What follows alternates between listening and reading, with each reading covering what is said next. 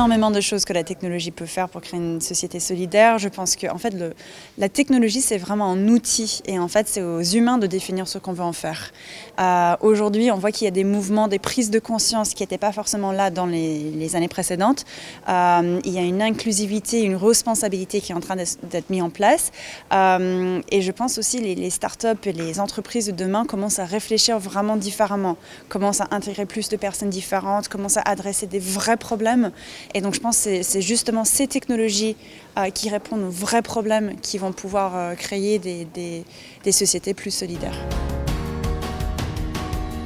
Bien sûr, je pense que la technologie réduit les distances entre les gens. Donc on a vu par exemple avec les différentes plateformes de communication, surtout pendant le Covid aussi, je pense qu'on a vu la technologie a permis par exemple aux personnes de continuer une activité en étant chez eux, à la maison, sans prendre de risques. Les plateformes qui permettaient de faire des consultations télétravail, qui permettaient de travailler de chez eux, de livrer des médicaments chez des gens sans prendre des risques différents.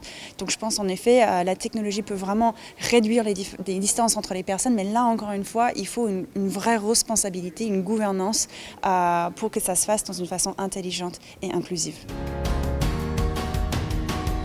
Là, je pense que le mot-clé, c'est vraiment outil. C'est à nous de décider ce qu'on veut en faire.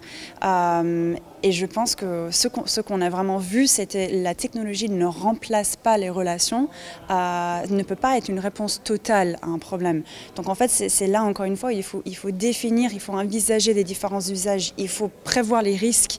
Là, on commence déjà à parler de qu'est-ce qui va être le virus technologique qui va peut-être se présenter dans les années à venir. En fait, il faut quand même, je pense que c'est normal et naturel de questionner, d'avoir même une petite peur, parce que ça permet justement de mieux se préparer.